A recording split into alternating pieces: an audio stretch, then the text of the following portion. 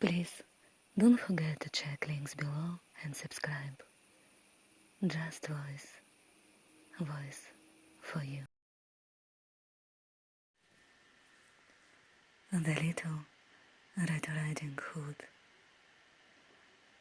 Once upon a time, in the middle of thick forest stood a small cottage, the home of a pretty little girl, known to everyone as Little Red Riding Hood.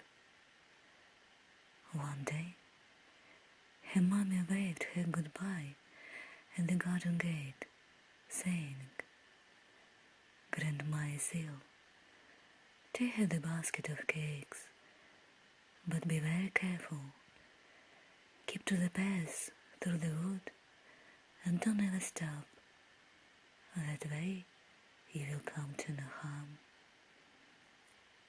Little Red Riding Hood kissed her mother and ran off. "Don't worry," she said.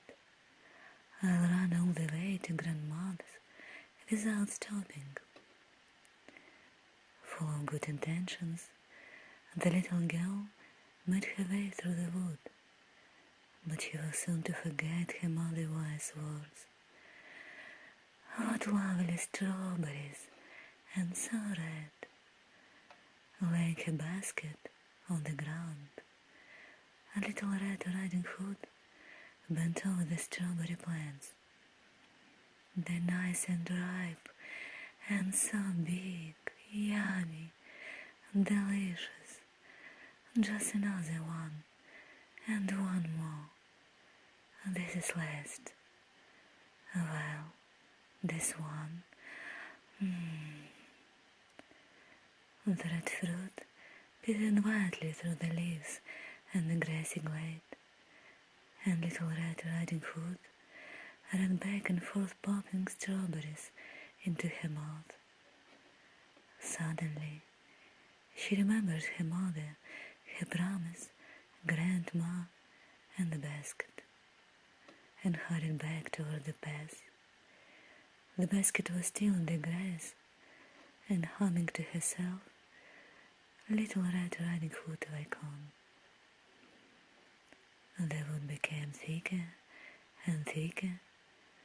Suddenly, a yellow butterfly fluttered down through the trees. Little Red Riding Hood started to chase the butterfly. "I'll catch you, I'll catch you," she called.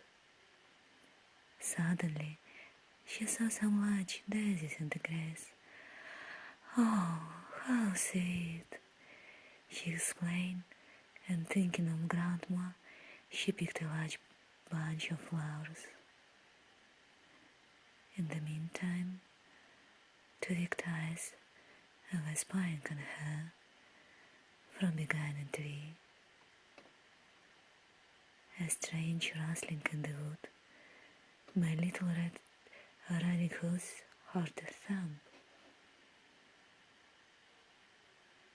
Now quite afraid, she said to herself, "I must find the path and ride away from here."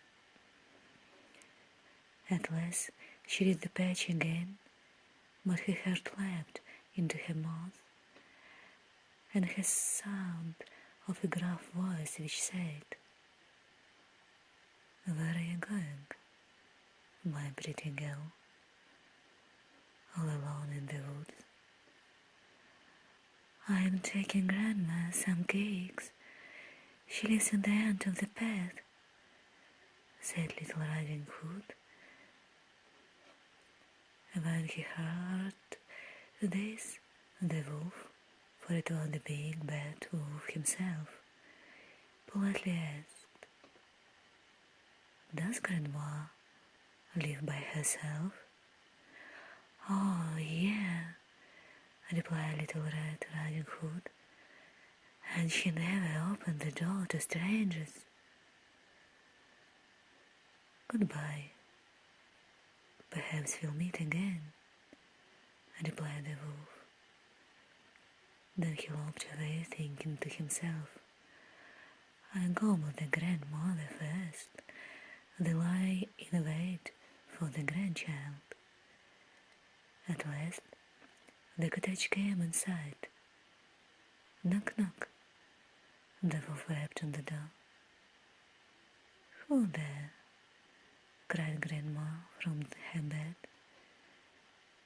It's me, Little Red Riding Hood. I brought you some cakes because you are ill, replied the wolf, trying hard to hide her gruff voice. Leave the latch and come in, said Grandma, unaware of anything amiss, till the horrible shadow appeared on the wall. Poor Grandma! For one bound, the wolf leapt across the room. In a single mouthful swallowed the old lady. Soon after, a Little Riding Hood tapped on the door. Grandma, can I come in? She called.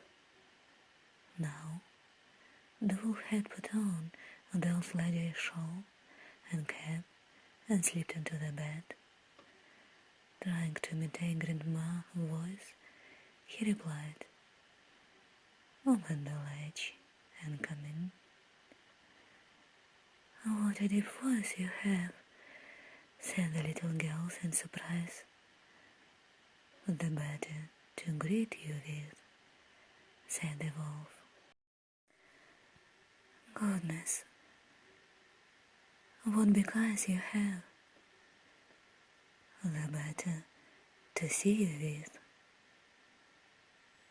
And what big hand you have, exclaimed a Little Red Riding Hood, stepping over the bed.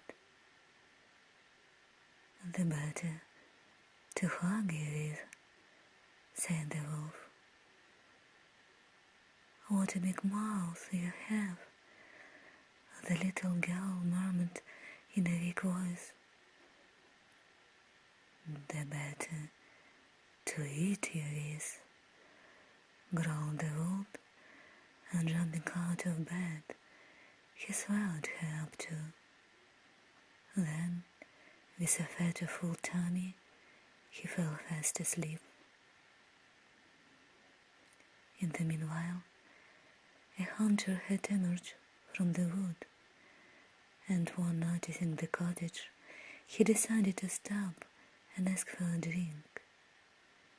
He had spent a lot of time trying to catch a large wolf that had been terrorizing the neighborhood, but had lost its tracks. The hunter could hear strange whistling sounds. It seemed to be coming from inside the cottage. He peered through the window and saw the large wolf himself, with a fat, full tummy, snoring away in Grandma's bed. The wolf, he won't get away this time. Without making a sound, the hunter carefully lowered his gun and gently opened the window. He pointed a barrel straight at the wolf's head and, bang, the wolf was dead. Caught you at last, shouted the hunter in glee. You'll never frighten anyone else.